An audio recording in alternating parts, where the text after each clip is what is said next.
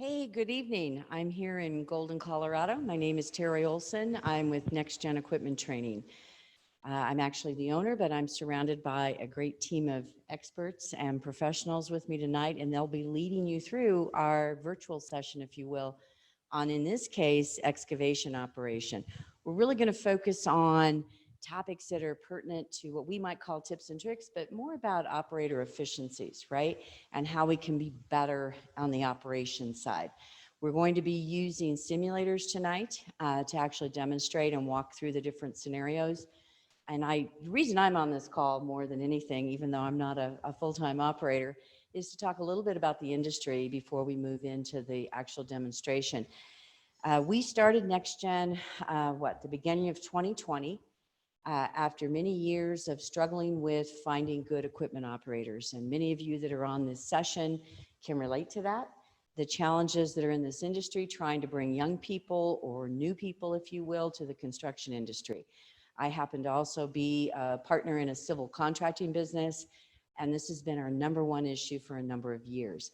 What we decided to do after a lot of research, just really digging in and trying to figure out what could we do differently in training and getting people excited about this industry, simulators were the way to go. And we made some purchases earlier this year, developed a training program that we think is very efficient and timely and cost effective, and most of all, safe.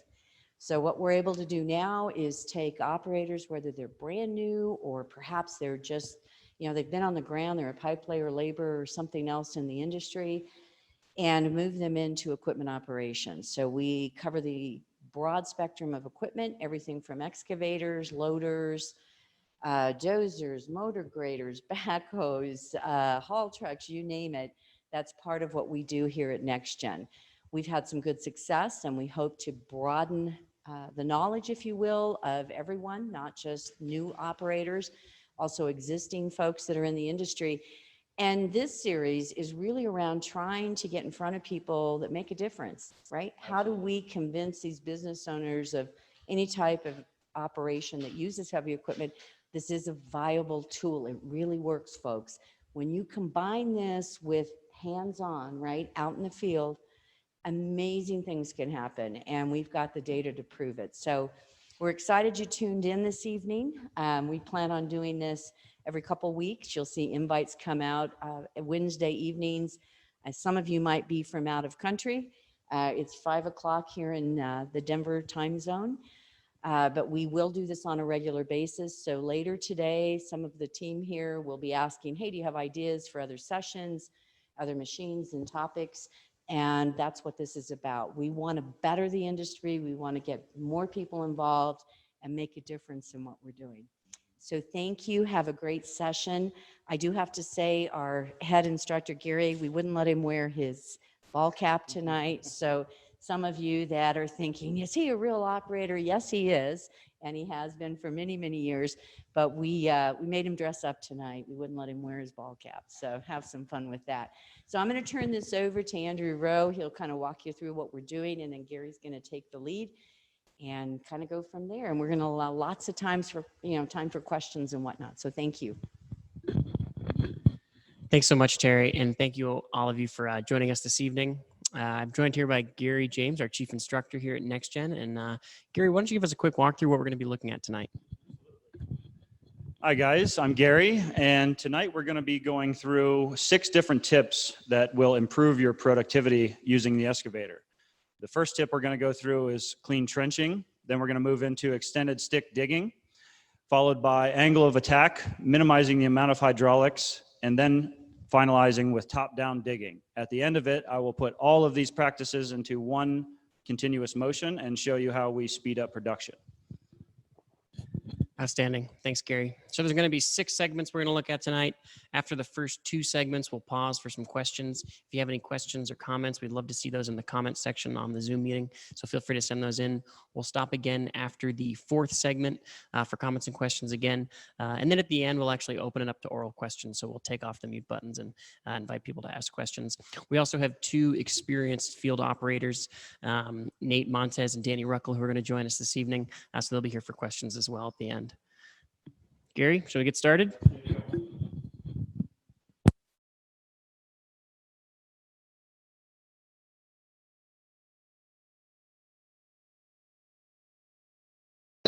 we're going to get started here. Before I move the excavator at all, I want to talk about some of the safety we would go through before operation. Obviously, we're going to fasten our seatbelt. We would also have done the pre-check or walk around, as we call it. Before any of operations of all of our machines, we do a complete walk around, not just checking the oil and a couple other things. We do between a 60 and 80 point inspection of the piece of equipment we're going to operate for the day. Once we determine that the machine itself is safe for operation, we would go ahead with operating. So we're going to move into the first tip here. And the first tip we're going to get into is how to dig a clean trench. So we're going to get right into it, and I'm going to open up a hole here.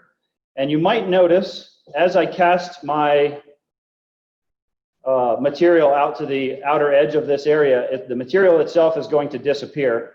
And that's just because of the simulator. I'm moving it out of the working area. So don't worry about my material disappearing. This doesn't affect the tip that we're trying to get across. So as I work a hole down into the ground here, you can notice that I do not have any spoils on the outside, the sides, or the front facing me. And I'm doing this in a matter of curling my stick, or curling my bucket all the way into the trench before I bring my stick out of the trench. So as I go in to dig the hole or dig the trench, I want to finish my curl, leave the bucket in the trench, and even stick out just a little ways. And what that's going to do is any sediment or extra dirt that's going to come off the bucket is going to come off the bucket and stay down in your trench. What we don't want to see, and a lot of new operators will do, and I'll do just showing you purposes, you pull the stick all the way to you, and you can see the pile of debris that this immediately creates in front of me. And this hinders my view and making me not be able to see the bottom of my trench here. So I'll slowly remove this little pile that I made. And take note that the view that you're seeing is the view that we would have on our instructor station. So you're able to see a third-person view of my excavator right now. And you can tell that I am, again, curling my bucket in the trench and even sticking out just a little ways to finish that curl while leaving it down in the hole that I'm digging or the trench that I'm digging. And what that's doing, again, is allowing all the sediment to fall in the trench, not be built up around the edges of the trench. So I'm going to work this for just another second here to show you that I can get rid of this pile that's in front of me and regain this clean trench that I was working on. Again, sticking out and curling the bucket, let everything settle, then bring it up out of the trench and get rid of your spoils. Another tip to mention while we're doing this is you can see I'm casting my spoils well away from the ditch. Depending on your state that you're living in, here in Colorado, I believe we have a 2-foot rule. 2 foot away from any sides or any entrance into this trench is where we would need our spoils for inspection or safety-wise. So again, I'm casting it much farther than I need to. If the pile was to remain there, like real life, we don't want this after a while of digging to cave in. If you have a top man or your pipe layer or your laborer, anybody who might be in this trench or climbing up and out and in and out and in, this practice is used not only for the guys. If we keep our area clean all the way around, what we call clean trenching, our laborers, pipe layers, whoever is going to do work inside this trench, they do not have rocks, big piles of dirt following them down into the bottom of the trench. As well as if this was a pipe laying trench, I want my spoils to be well away from the area. If not, even a 90-degree turn and my loader would more than likely be getting rid of my spoils or coming right behind me. So a couple feet away is a definite good rule. I like to do 3 or 4 feet. Also on the simulator, you'll notice that I'm not cutting notches in this trench while I'm doing this. That'll be on another tips and tricks. So to finalize this tip up, you can see every time I go in here, I'm scooping and I'm not finishing my pull up to the cab. I'm not bringing this stick all the way up to me to not create that pile of spoils. So we're going to move into extended stick digging, which I was utilizing while we were doing this. Extended stick digging means exactly what it says. I do not want to bring my stick, and again, I'm going to mention all of these tips are particular. I'm on a stockpile. There are circumstances where some of these tips are not going to be utilized in your day-to-day operation. If you're in a tight spot, if you're not in an open area on these stockpiles, some of these tips might change your way you would want to operate your machine. But in a full production scenario, you'll see on your screen here that I'm going to bring my stick to 90 degrees or completely vertical. Now, what I mean by extended stick digging is I don't want to bring my stick any closer to the cab than this. If you're an excavator operator, you'll notice that you'll have to change the plane of your hydraulics or your controls. So from here to fully extended, I'm moving both joysticks forward, and from fully extended into my 90 degrees, I'm pulling both of my joysticks back.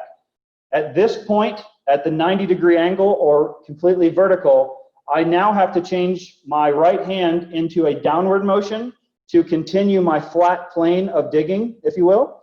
And the reason I try and stay away from this is anytime you come past the 90-degree angle on your stick, to unfold your excavator takes another second or two. So again, we are dealing with perfect conditions, an open stockpile. We want to utilize extended stick digging. So I'm going to show you, without grabbing any dirt, what I mean by this. We're going to go into the dirt. We have our bucket also angled down. So as soon as we have bucket penetration, we are filling the bucket. So bucket about 30% shut. We're going to bring it into about 90 degrees, and then we're going to come up out of our hole, let our sediment fall, just like we were doing with clean trenching. And even when we come over to the truck, I know this bucket is not full of dirt, but you can tell I didn't have to adjust my boom at all.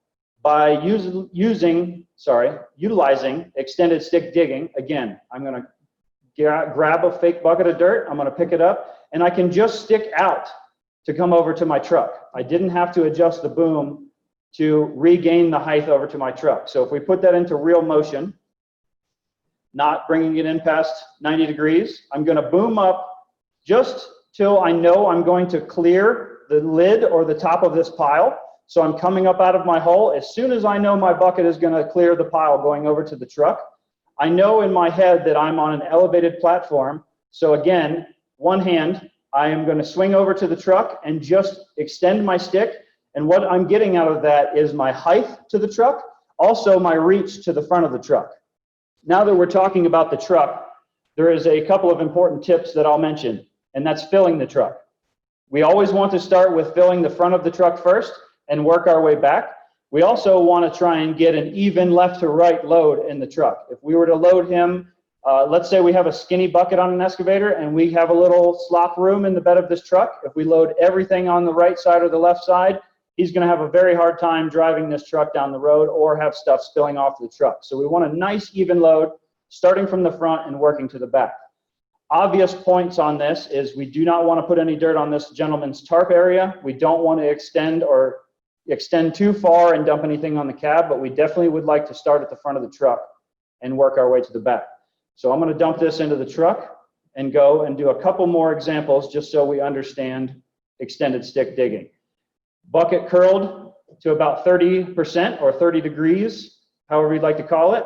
I'm going to fill my bucket, not past 90 degrees. I'm going to raise my bucket to where I know I'm going to clear the top of my pile.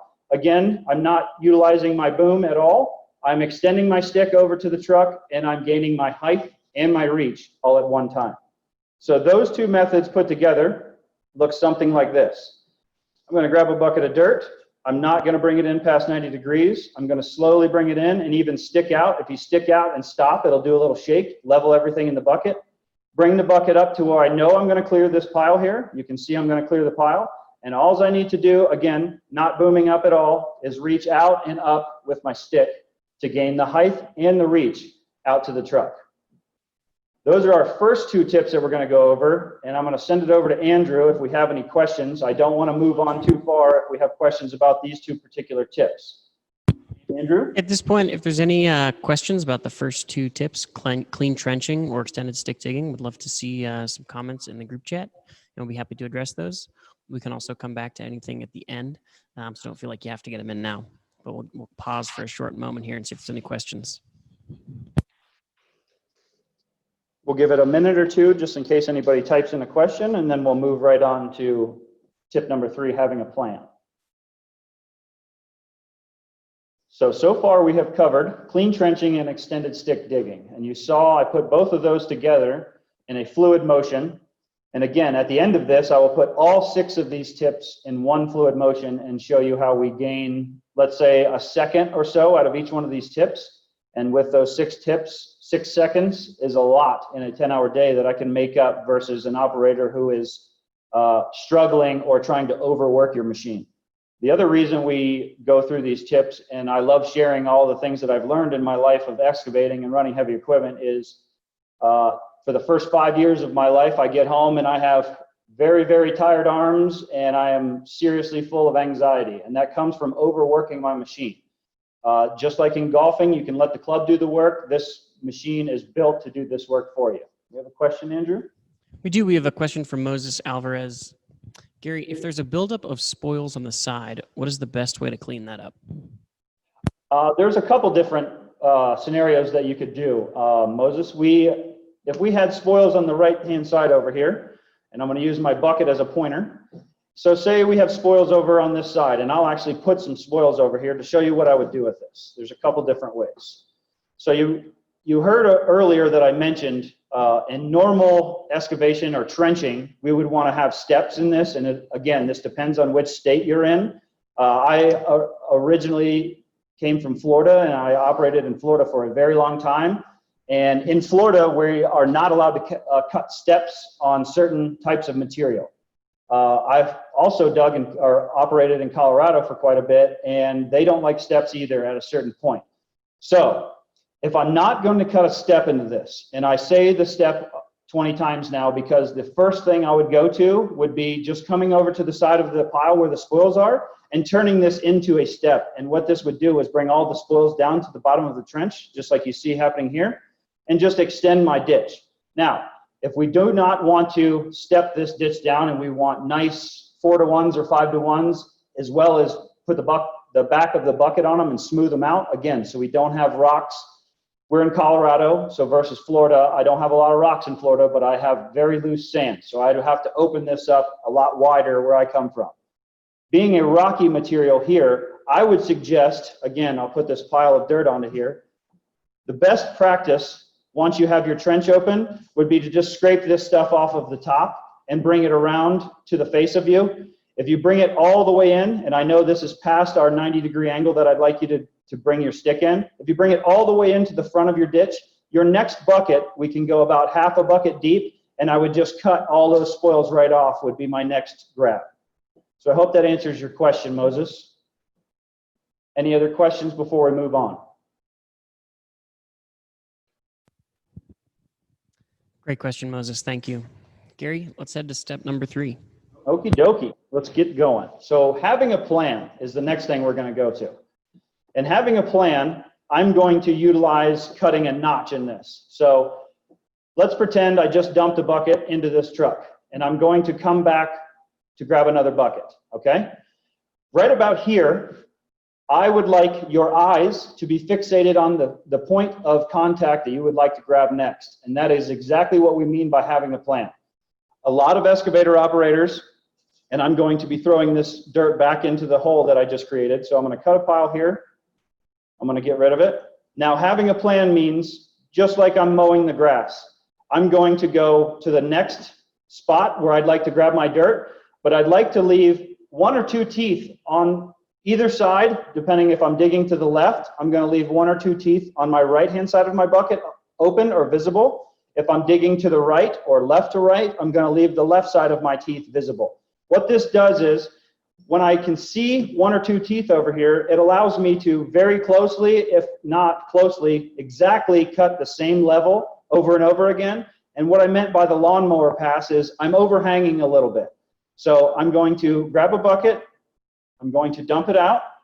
Let's pretend this is a dump truck. And as I come back, again, as soon as I release my material that I just gathered and dumped it into the truck or the pile, backfilling no matter what I'm doing, as soon as I release this bucket and I am uncurled and open ready for the next bucket, I would like your eyes to immediately go over to the place where you're going to grab. A lot of excavator operators have their eyes fixated on their bucket or their stick all day long. What happens is I'll dump the bucket, I'm watching my bucket or my stick, and you'll have this overpass. And this is 2 to 3 seconds on every swing that you're going to waste time. So I know everyone's heard this, that slow is fast, and it really, really comes into play here. I'm going to not overswing. I'm going to use my provision every time I dump the bucket. Right now, I am looking at my spot where I'm going to go to next. Again, I'm showing those one tooth or two teeth, that's hard to say, two teeth, every time I go. And that's allowing me to cut this same level. It won't be exact, but very, very closely. And the reason I added that little tip in there to leave these teeth open, let's say we're going to cut 2 or 3 feet off of this pile or a bucket's worth, depending on your size of your machine. Usually, if you're cutting a bench, you have a bucket's worth that you take off, or maybe a little bit more. Let's say we cut this pile back a couple 100 yards. My foreman, or if I'm the foreman, I'm going to be very, very happy if I do not have to send the dozer guy over to this pile and slick this off for my excavator operator to then jump down on the next level and start the cut over again.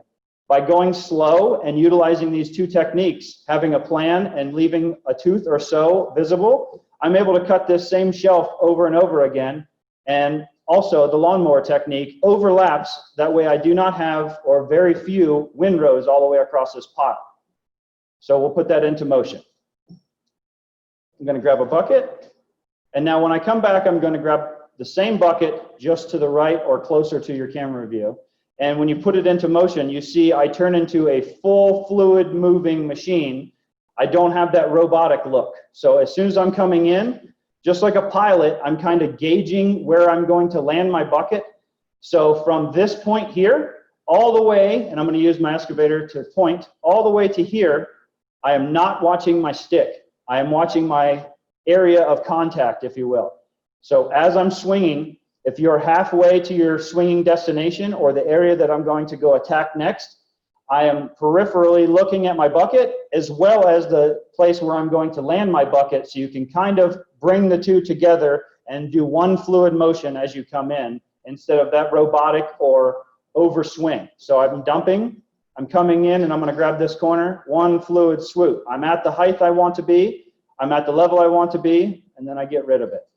Now, obviously, as I come closer, I'd have to use more than my 90-degree stick angle, but that is only, like I said, in perfect scenarios, it will speed the system up. So angle of attack is also important. The angle of attack that I have right now is 90 degrees. My truck is here, and I spin no more than 90 degrees to grab my material. Now, I can spin 180 degrees, and sometimes you will have to in certain circumstances, but in production-wise, sitting on a stockpile when everything is as good as it could be for production-wise numbers, for moving the most amount of dirt. I don't know what your company would call a good day's worth of moving dirt, but on my dirt crews, we would want to move between 4,000 and 5,000 yards a day, and my foreman or my superintendent would be happy. So in order to do that, in a normal 8 to 10 hour day, I need to be moving the most efficient way possible, which is the shortest distance possible. So again, I am no more than 90 degrees swing over to my truck. And the reason I have my truck straight is for ease of loading. If I wanted to make this even faster, I would load the truck right over here and do the over the rail or through the tailgate loading practice. So not bringing it in past 90 degrees, bringing it up to where I know I'm clearing the top of the pile. Let's imagine this pile is still here on the end, and I'm going to swing just by using my stick and my reach. Again, I'm going back to the other tips, and I can load this dump truck. So 90 degrees or less is what we would like to utilize, and I'm going to do this in the air, just as fake buckets, because I need this truck in a little bit. So I'm dumping the bucket. This would be the maximum swing I'd want to do to grab my next bit of material. Coming back over to the truck, again, using just the stick to gain my height. You can see how quick I can get over to my truck and release my material. Again, grabbing dirt, no more than 90 degrees. Let all the debris fall off in the area that you're digging. Don't bring it all the way to the cab, and then just utilize the stick function to come over to the truck. So that is 90 degrees, or the angle of attack that I would like to see. Again, reiterating, if you'd like to speed up this production rate, you can bring this truck a little closer to the pile. Another thing we can mention is let's say we have 10 trucks running right now, which is an absolute normal circumstance.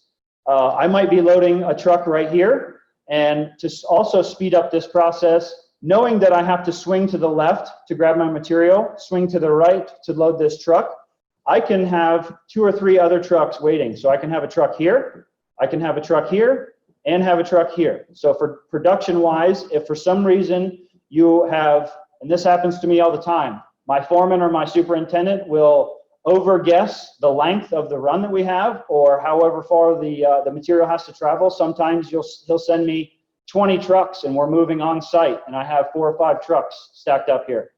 I will note, as a foreman, the first thing you should do is let your foreman or your superintendent know that you have too many trucks. If he tells you to deal with it and keep on digging, what I'm going to do is neatly stack these trucks in the order that I would like to dig. Meaning, if I have a truck sitting right here in my area, I do not want to be swinging over him and loading this truck. So I'd like to go in a pattern. So again, if I have 1 truck here, I'd be loading him, and I can stack the rest of the trucks.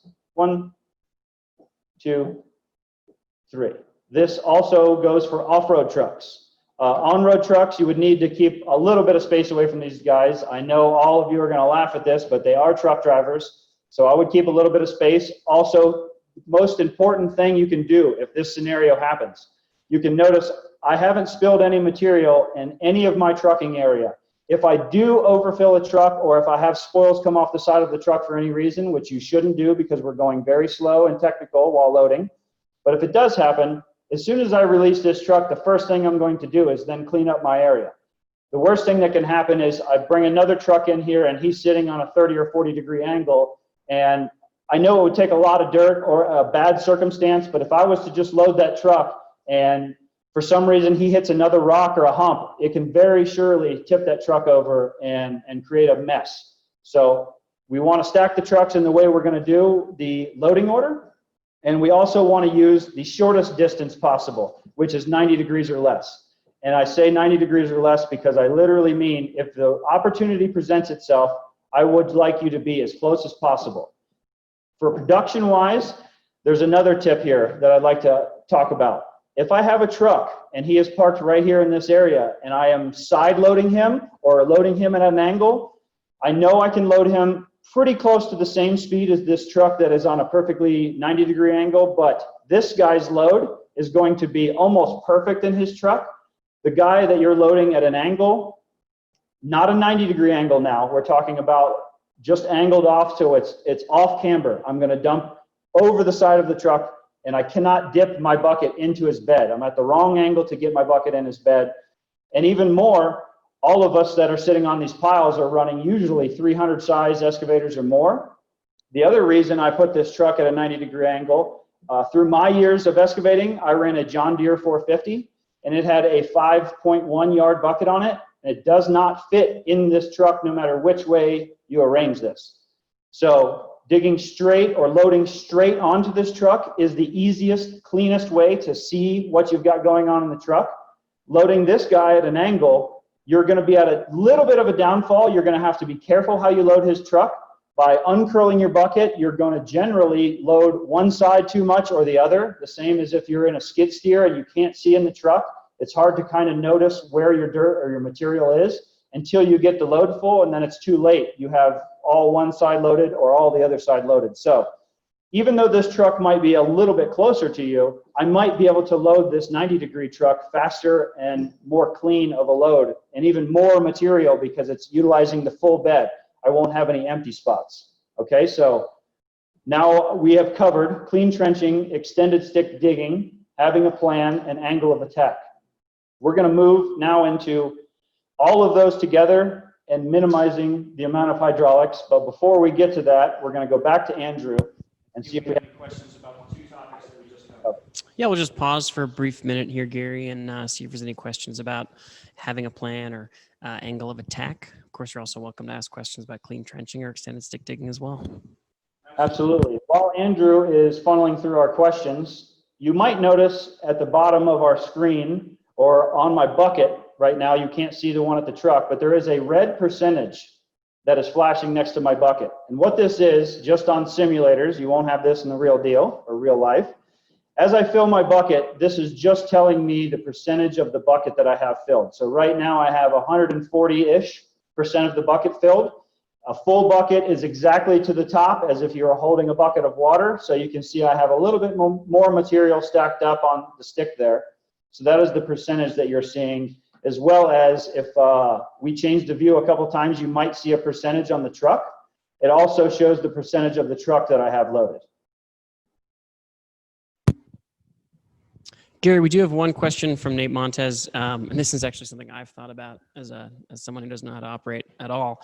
Have you ever overloaded a truck, and how do you know when the truck is full? That is a very, very good question. Yes, the answer is yes, I have overloaded a truck. And to be honest with you, the answer is yes, that I've probably overloaded about 90% of the trucks that I have loaded until I realized what a fully loaded truck actually looks like. A lot of people might disagree with what statement I'm about to make, but to be honest with you, if you're loading a truck from the ground and you can see the dirt in the truck when it's full, it's more than likely overfilled. If anyone has gone to a landfill or a dumping area to where you see people leaving with material and going over the scales, you'll see that you can't see anything in the truck. If there's anything showing, it's a very, very small hump in the tarp, and even that might be overloaded. So if with extra boards on the top, a 2x8 or a 2x10 on the top of these trucks, basically I'd like to fill the truck to the top of the metal box, and I'd like a rainbow effect from the front to the back. So I don't want to fill this cube as if it was liquid from the front to the back. I want the main part of my load in the center of the truck and sloping down into the front and sloping down to the tailgate. The other thing we don't want to do is overload the back of the truck.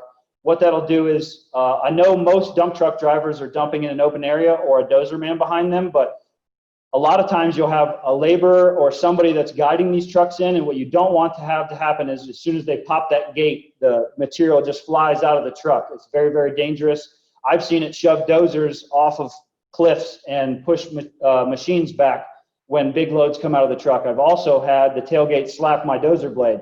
Didn't do any damage, but it for sure can do damage. So I hope that answers the question. That's great. Thank you, Nate. All right, Gary, let's move on to our next segments. Absolutely. So again, to reiterate, in case there are any questions about any topics we have gone over, and at the end, I'm going to throw all of these topics into one smooth motion.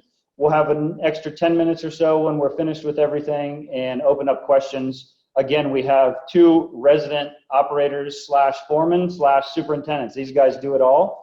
So any questions, even not about the operations that we have had today, we have professionals, including myself, for any questions as far as anything excavating or job site related.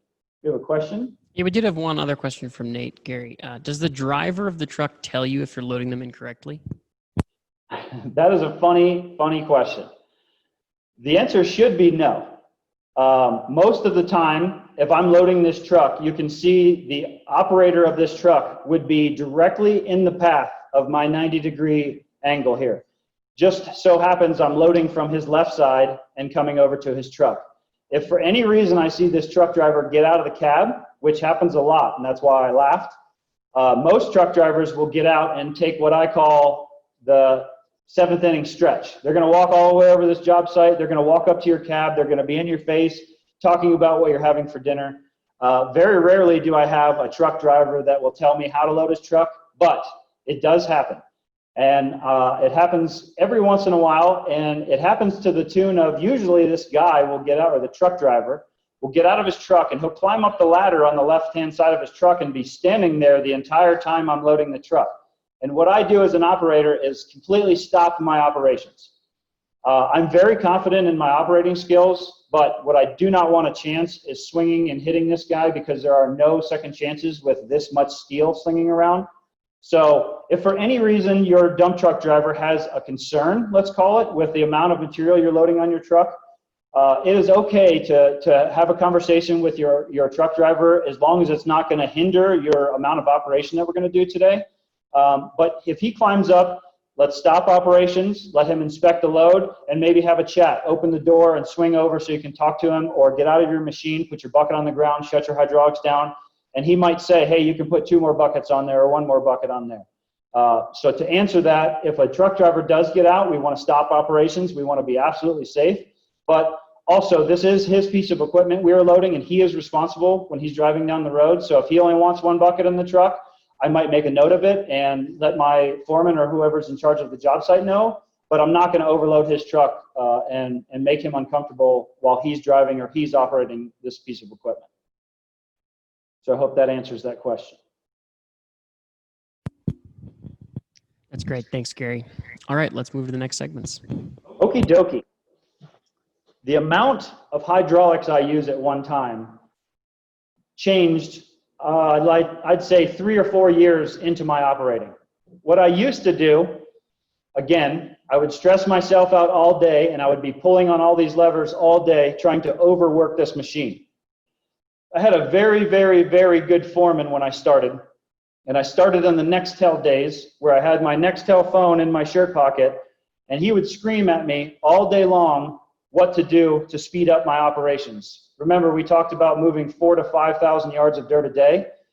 That is 100 loads per truck, depending on 4 or 5 trucks. So I literally do not have time to do anything but load trucks. So the way I do it and keep myself comfortable and calm, but still get that 1 minute load time, that is about what we'd like to do. 1 minute to 1:05, 1:10 would be a little long. That 1 minute load time is what we're looking for. And the way I'm able to achieve that without overworking my muscles, if you will, is all of these tips put together. But one thing I do not do, so I'm going to scoop up an imaginary bucket of dirt. And we already talked about this, but now is the time to explain why I'm going to do this. I'm going to take my hand off and I'm going to swing over to the truck and I'm going to extend my stick. And what is this doing for me? This is getting the height I need to the truck, also the reach I need to the truck, without adjusting my boom cylinders. So what happens by utilizing this technique is, again, I'm going to do an imaginary bucket because I need this truck empty in just a second. I'm going to curl my bucket. I'm going to bring my bucket up, again, to clear the top of the pile. And as I'm going over to my truck, I'm only pumping 2 rams at a time, or 2 fluid capacities at a time. I don't know exactly what I would call the swing motor. It's a pump and a motor, and the other ones are cylinders. So I'm using 2 hydraulic functions at a time. Let's call it that. I'm only using my swing motor and my stick to get out to the truck. So again, 1 movement, I'm booming down. 1 movement, I'm sticking towards myself. 1 movement, I'm curling. Again, leaving it into the trench, letting all my spoils come off the bucket inside my hole so we're not creating that windrow or that debris pile, so we're not hindering our view. As soon as I get clear of the pile, 2 pieces of my hydraulic system are being utilized. Swing motor and the stick out. As soon as I get my stick out to a comfortable spot, now when we throw all this together, it doesn't look like I stop moving each piece of my hydraulic system, but I do. And what I mean by that is when I'm swinging, I can stop swinging and it's going to continue to swing for a little bit. When I stick in and I stop sticking in, it's going to continue to stick in just a little bit. The same with my movement of sticking out. When you let go of the ram or the hydraulics, it'll still go that extra maybe 6 inches to a foot or so. And by utilizing that, as soon as I hit my spot to where I'm happy with my reach and my height, I am stopping all those movements and just utilizing 1 function to dump. When I throw all those together, it looks like a fluid motion. So I'm an imaginary bucket of dirt, getting above my pile, coming over here. Now, as soon as I get to here, as long as I'm comfortable with knowing the swing pattern or the swing speed of my machine, and this is different with each piece of machinery I've got into. I might get in 1 excavator in the morning and get in another excavator in the afternoon, and they both act completely different. I call it the crane effect. As I'm swinging and I stop swinging, how far does it go past when I said, okay, I'm done swinging? Now, as I'm coming over to my truck, what I do, again, I'm going to scoop an imaginary bucket. We have the bucket angle, so it's immediately penetrating and filling the bucket. I'm going to curl, finish my curl, bring it up. That's the only time I've utilized my boom other than down to dig. And when I'm swinging over here, right when I get to about this spot, and this is only figured out after a couple hours of operating each machine. Remember, I told you each one's going to swing a little bit different. Older machines are going to swing a little bit farther before they stop. A new machine, I call them tight, they're going to swing a little bit less as soon as you stay stop. Everything is just that much tighter. So you can see my bucket is still away from the truck. If I was doing this in one felled swoop, as soon as I got to here, I would slowly start to dump my bucket. So I release my material, and that is where I create the non-stop movement. I'm not stopping completely, like I put the brakes on. All I'm doing is utilizing my bucket dump function early. So I'm going to scoop up, I'm coming out, I'm utilizing the minimum amount of hydraulics by 1 ram at a time. And my boss taught me this, and it has saved me time and time again. I will have an excavator sitting right next to me with an excavator operator that has been digging just as long as I am, or have, and he is just as experienced as I am. He will get out of his cab sweating and mad and angry and have loaded 4,000 yards today, and I'm going to come out and I'm going to be comfortable, calm, and collected, and I might have moved 4,200 yards today.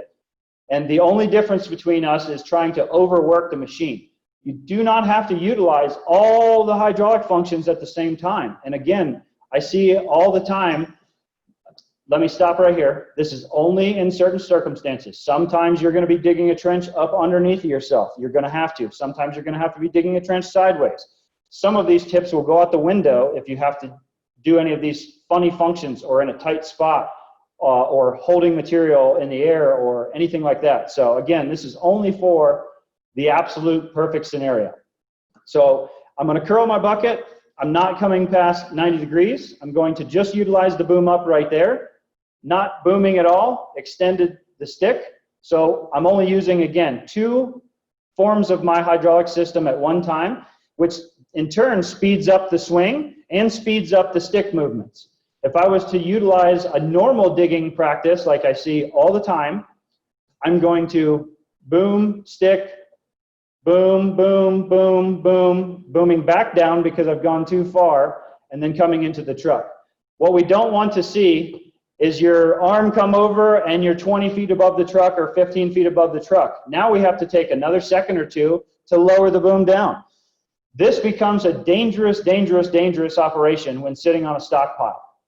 If for some reason you are very close to the edge of the stockpile, or you've even been digging here all day long and it's been tight and nice and firm all day long, that doesn't mean when I have a full bucket in the air, and if you're an operator, you'll know exactly what I'm talking about. Coming from this high in the air, even to this high in the air, as soon as I stop booming down, I'm creating enormous pressures on the stockpile in front of me, and I have had this happen to me. I have dug for 9 hours, and the last hour of the day, I scoot up just a little bit to the edge of the pile. I come over, and I'm doing what I'm telling you not to do. I'm booming up way too high, and I lowered my bucket just a little bit. And what I made the mistake of doing, instead of just uncurling as soon as I was happy with my height of my bucket, I stopped my bucket.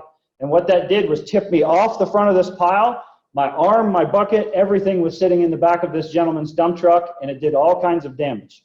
So we're going to stay back from the edge, and we really, really, really want to not have to boom back down. That is the only time you're going to go from normal weight to extreme amounts of weight on the end of your stick. When I'm swinging over to this truck, my bucket fully extended weighs a ton more than in towards my cab, as we all know. While we're lifting heavy things, we keep that bucket right up in front of our face of our cab. We cannot do that while we're loading this truck. So the tip we're going over right now, I'd love to see, and we don't want to touch the bed of this guy's truck, obviously, but what we'd like to see is as I come over this guy's bed rail, I only need about a foot or so above this guy's bed rail. And I'll catch myself even skimming this bed rail, which I don't want you to do, but I'm making examples of, we don't want to go too high because that boom down function is where we get dangerous. Not only dangerous, but that's where we're eating up tons and tons of time. If you do that all day long, you're going to be tired and you're going to have all kinds of dangerous situations going on by bobbling that bucket. So you can see, as soon as I'm going to go back to do the full function again, just so you can see, I barely cleared this rail of this truck. Booming up, stopping the boom, swinging, and again, all I have to do is dump now. So we're going to go into top-down digging now. And on top-down digging, I'm going to cut over here so you can see what we're going to do here. And I'm going to throw all of these castings back behind my pile. Again, you're going to see these disappear. By top-down digging, what we mean is, and I'll take another bucket just so I have a little spot open. Again, sticking away from me, curling in the trench, and then bringing my stuff out of the trench, or my spoils out of the trench. Top-down digging means exactly what it sounds like. I'm going to start at the top of this pile, and I'm going to dig my way down to a certain level. And what I mean down to a certain level, again, this is perfect circumstances. I'm on a stockpile. This stockpile in particular is the same height of the bed of this truck, so let's call it 10 feet high. I would like to take half of this pile off at a time. What I mean by top-down digging is we don't want to waste hydraulic time or time digging and reach all the way to the bottom of this pile. What that's doing is making you utilize all of your hydraulics at one time. By reaching down to the end of this pile, not only am I wasting 2 or 3 seconds to boom all the way down to the bottom of the pile, but I have to waste those 2 or 3 seconds again to come up to the top of the pile to where I know I'm going to clear the dump truck. So from here, I have 1, 2, 3, 4, 5, 6, 7, 8, 9, 10 seconds before I even have curled and grabbed my first bit of material. So by utilizing my top-down digging method, let's say I start right here, 1, 2, 3, 4, 5, and I have a full bucket. So by utilizing my top-down digging method, I have cut just my loading time for my excavator in half right there, without swinging to the truck, without worrying about anything else. So we're going to throw this into motion, get rid of my spoils. Again, I have my eyeball where I'm going to go. So I'm going to guide you as the participants now to show you where I'm about to go. So if you see my bucket, I'm going to grab right here as I come back, okay? Keep your eye on that spot. So I'm going to fake dumping a bucket of dirt, and I'm going to show you how fluid we can come into that spot in the same height there. I did that by staring at that spot about halfway through my rotation of my stick. Again, I'm going to show you, just like we're playing pool, I'm going to call out my shot. Right here is where I'm going to stick my bucket, but I'm going to do it in a full swing, okay? So I'm going to pretend as I'm dumping my material. As I come back, again, I'd like my bucket ready to grab, and I'm slowly going to swoop it into this spot and grab my next bit of material. And I'm already moving to my landing zone or my release zone of my material. Again, one more time, and I'm going to work my way back across the pile the other way now. So I'm going to dump this one,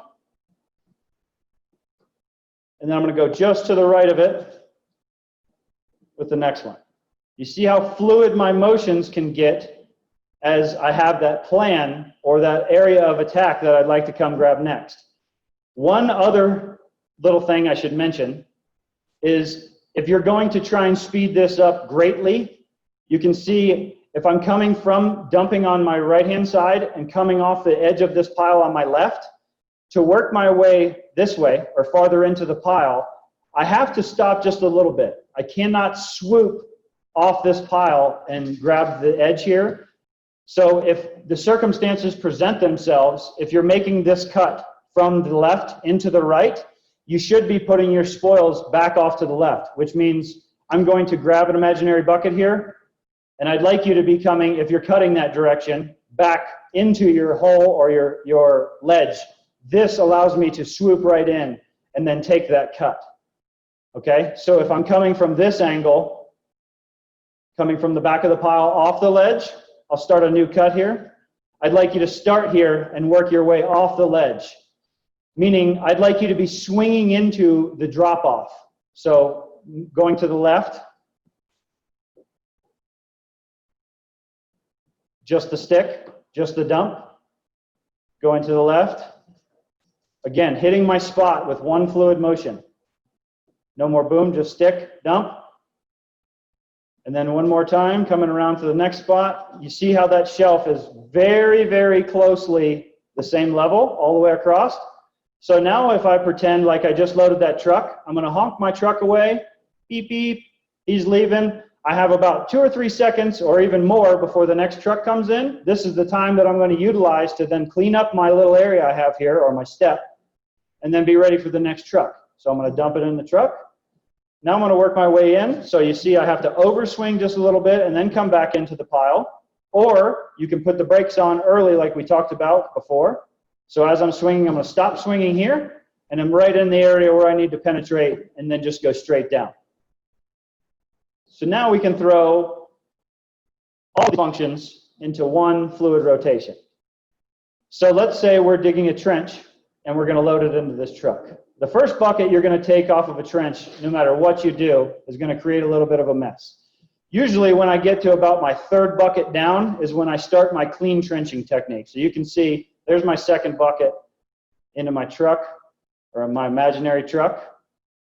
My third bucket, now I have a trench going, and now I'm starting to utilize my rolling my stick out while I'm filling that bucket. So I'm not curling all the way to the dead end of the bucket, but at the end of my scoop, I'm sticking out while I finish that curl. So the stick dead ends and the bucket dead ends at the same time. And by the time it's done, both of those, you'll have a little bit of a clunk. If you dead end your bucket, I wouldn't recommend doing that over and over again, but if you do have that clunk, that's when your stuff, your spoils are going to come off of that pile. You want to still be inside your hole or your stockpile or your trench. That's when it's going to come off and stay nice and clean. You're going back into this area to get this material again. You want it at the bottom of your trench, not on the outsides. So clean trenching. I'm booming up just to where I know I'm going to clear my pile. And I'm going to swing. I'm doing it slow and stick out to get my reach. Again, no more than 6 inches to a foot above the rail as we cleared the rail. Then utilizing one hydraulic system again to then dump my dirt. Swinging back over. As I'm coming back over, you can see I'm resetting my bucket for immediate engagement. I'm not bringing my stick past 90 degrees. I'm rolling my bucket out inside the trench. Again, as soon as I know I'm above this pile, stick only and swing only, then I can just one ram and release my material into my truck. Moving into having a plan. Again, I'm just eyeballing where I'm going to be attacking next. I sent my truck, so I'm going to be digging and throwing it back over here. Let's imagine that I'm loading this just on a stockpile, okay? No more truck. I'm actually going to park this so he's not a blue thing.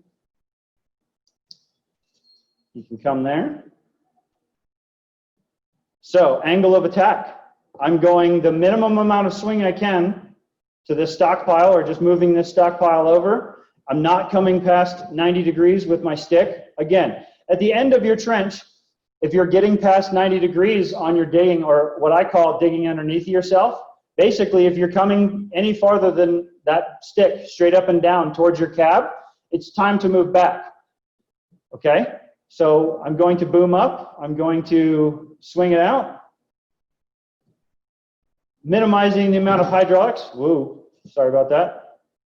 We've talked about that over and over again. As soon as I'm done my boom out of the pile, I'm releasing. And I've started from the top and I've dug down. Same with the trench. If you're opening up a trench, we're going to take those top levels first and we're going to work our way down. I'd like you to use the same practice when sitting on top of your stockpile. I hope these tips have helped, and now is the time we'll go into any final questions. And remember, we have 2 special guests, so even if it doesn't pertain to what we've gone over in our tips and tricks today, ask any questions, job site or civil related, and I'll try and get you an answer. Mr. Andrew?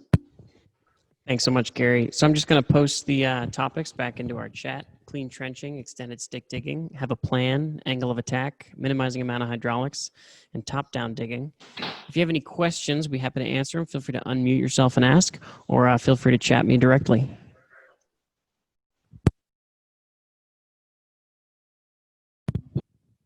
I would like to take a couple minutes and just remind everyone we'll be having our next session 2 weeks from tonight at 5 p.m. Mountain Time. We'll be showcasing some more of our simulators and some additional pro tips and fun tips on the equipment. So I hope you can all make it then. Nate, Danny, what'd you guys think? I think that the tips that Gary's showing should help new operators as well as seasoned operators just become more proficient and understand how these machines work and why we're trying to not overwork them, why we're trying to save on, overusing hydraulic systems, things like that. So I found it very, very informative. I would agree with Nate. I also like the safety parts of it. I've been in excavators where they're a little sketchy sometimes on a stockpile. So I think these tips can be helpful with that kind of stuff as well. And I'd like to add, on our next session, we will be focusing on more or less safety. So I know I didn't cover a lot of safety tips today. The next session, before operation, during operation, and after operation, all the things we would do to remain safe while running an excavator.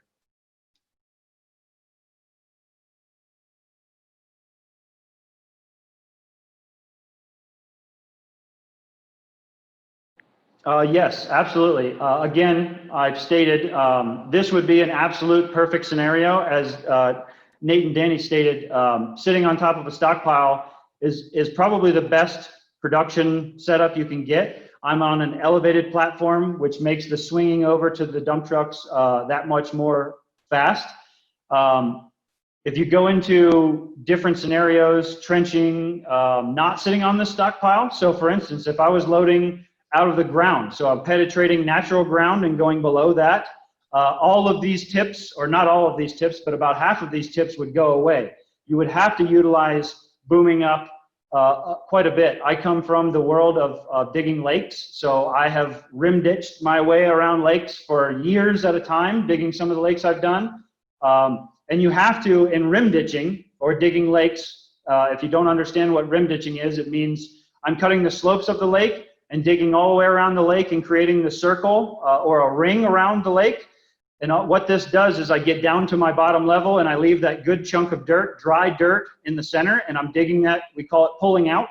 I'm taking that whole chunk and coming out.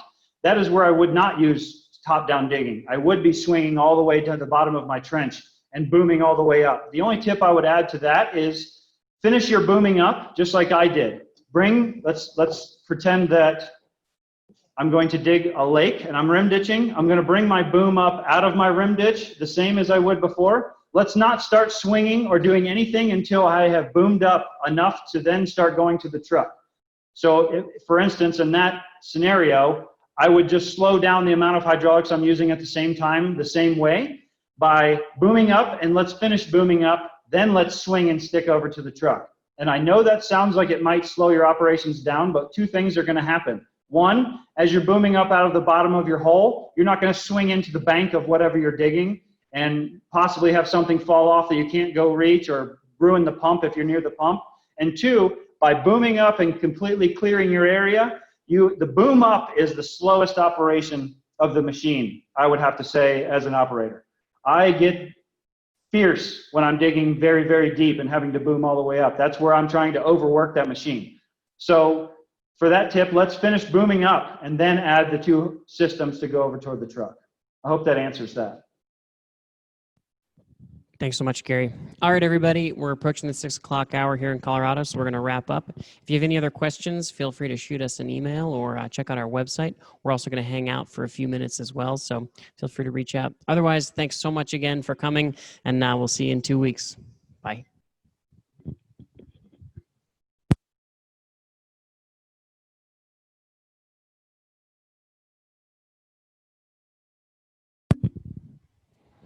Trey, great question. Is holding the Breakout He-Man button a bad idea? I'm going to shoot this over to Gary now. That is a very good question, Trey, and I'm very glad you've joined me, and I miss you, buddy. I've worked with Mr. Trey for many of years. Holding, I call the muscle button. You'll see on your right-hand control on most excavators, you'll have a little guy holding weights above his head, and what this does is kind of turns the machine up a little bit more. Early in my days, I am guilty of sticking a toothpick in my muscle button so it ran all day long, and that's how I met my mechanic. And my mechanic and I became friends because I stayed all weekend and put 2 turbos on my excavator with him free of charge on my hourly rate. So I would say do not use that unless needed. Any type of moving material or running with a bucket where you're not carrying an additional load, I would steer away from utilizing this. What this does is it basically turns up the turbo and the air intake and the fuel, just adds a little bit more horsepower to your machine. But what it also does is it starts to overheat all your hydraulics. I would utilize this when lifting heavy basins or structures, concrete, anything that has serious amounts of weight to it. We're going to keep that thing close to our cab. And if we're having trouble lifting it up, that's the time that I would utilize that button. We don't want to overheat the hydraulics. So in a fast production scenario, I would steer away from it. It's not going to affect your production rate at all. It's going to just prematurely wear out your machine. Thank you, Trey. Any other questions?